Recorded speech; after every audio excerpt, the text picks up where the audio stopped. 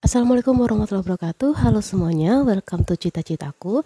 Nah, video kayak ini bahas lagi nih tentang loker dari BUMN, yaitu pembukaan besar-besaran dari lebih dari 120 BUMN Group. Nah, ini bisa untuk SMA sampai S2, tapi tergantung dengan kualifikasi pendidikannya. Yang untuk SMA itu sudah ada ya, saya sudah cek kalau sudah bisa dilamar posisinya.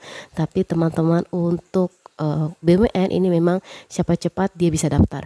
Jadi teman-teman segera buat akun, segera isi keterangan-keterangan di akunnya, daftar riwayat hidupnya, kemudian kalau sudah cocok cari lowongan kerja yang pas, baru diklik lamar. Jangan pakai ditunda-tunda karena bisa saja lamarannya sudah penuh, nanti teman-teman tidak ada slot yang tersedia lagi. Oke, jadi beberapa hal yang harus saya sampaikan terkait BUMN ini yang sedang buka. Yang pertama adalah daftar registrasi online-nya itu sampai tanggal 20 Mei. Jangan telat, kalau bisa jangan di hari H, jangan di tanggal 20 baru daftar karena itu akan overload ya, biasanya websitenya down. Oke, jadi dari tanggal 11 sampai tanggal 20 itu masa registrasi.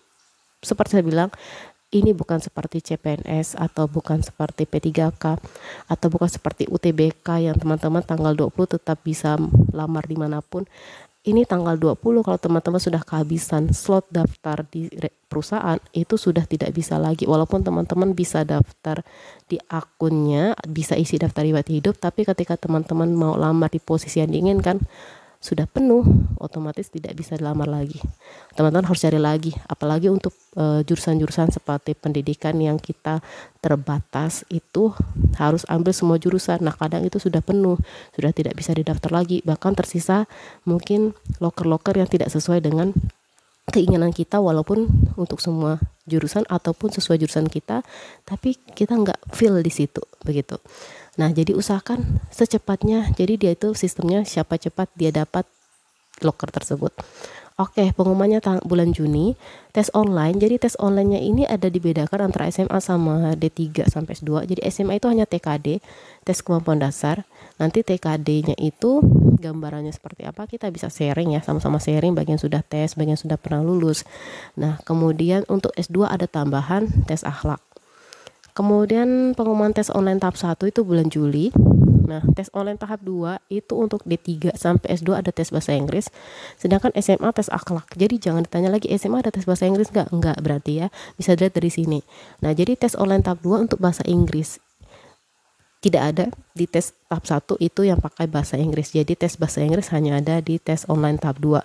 Baru pengumumannya bulan Agustus, nanti tes seleksi dari BUMN-nya sendiri ya. Jadi ada tes kompetisi bidang ya sesuai dengan BUMN-nya, user interview, social media analytic, digital mindset, dan medical check up. Itu 9 Agustus sampai 24 Agustus. Baru pengumuman final, baru inaugurasi akan dikonfirmasi lagi.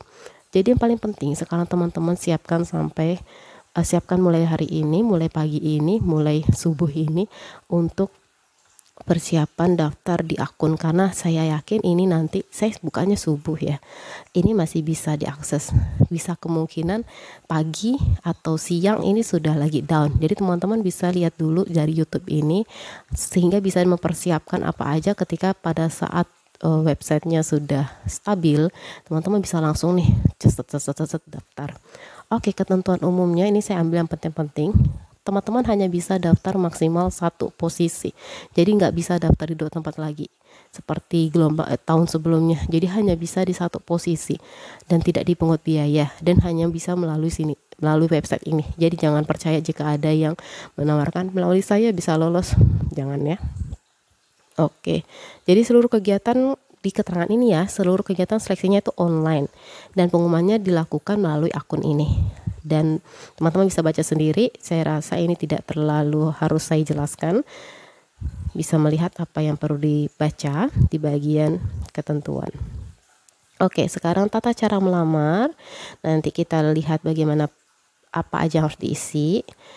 Nah, ini ada pertanyaan, sering sekali bertanya, Kak, SKCK wajib tidak? SKCK tidak wajib ya, jadi bisa dimasukin bisa tidak, akan membatalkan atau menggagalkan administrasi nggak? Saya selama ini 2 gelombang ya sudah coba, itu tidak masukin SKCK tetap lolos administrasi ya, jadi tidak masalah.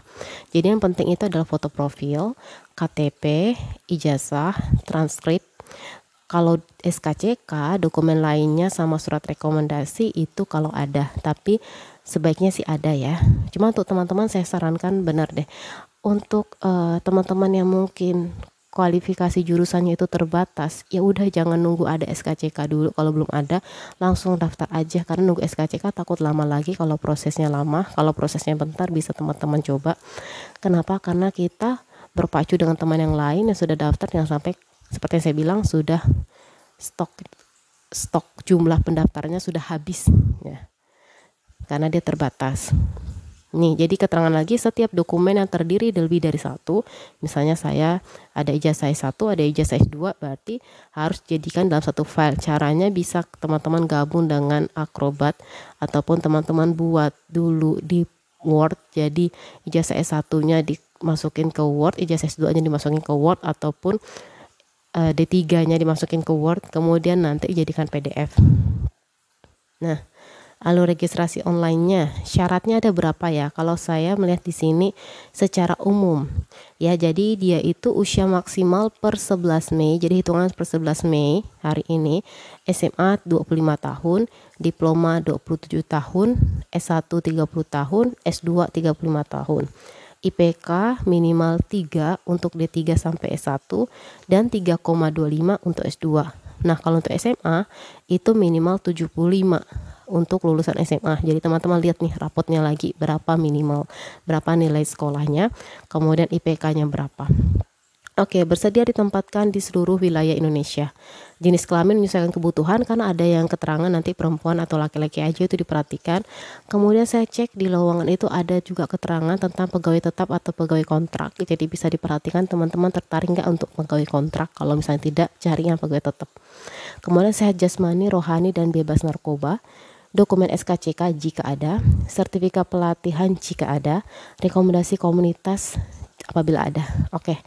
Jadi ini ada keterangan secara umumnya. Sekarang kita ke bagian mendaftar. Jadi teman-teman yang belum punya akun, ataupun teman-teman yang sudah daftar di gelombang sebelumnya, atau maaf di tahun sebelumnya, itu wajib register lagi. Jadi registrasi lagi. Nah, di registrasi lagi itu teman-teman masukin nama lengkap sesuai akta. Jadi jangan sampai, bukan KTP, akta. Jadi teman-teman yang KTP sama aktanya berbeda, biasanya ada kesalahan di awal. Jadi masukkan yang sesuai akta lahir. Alamat email, password, nomor KTP, konfirmasi alamat email, konfirmasi password. Nah, passwordnya itu perhatikan ya. Dia itu setidaknya memuat 8 karakter. Jadi ada minimal 8 karakter. Memuat huruf dan angka. Harus memuat karakter spesial. Jadi misalnya kalau saya amannya mengambil seperti ini, misalnya dia nggak ada bilang besar kecil sih, tapi ya udah nggak apa-apa, kita siapkan aja besar kecil. BUMN misalnya 1 2 3 4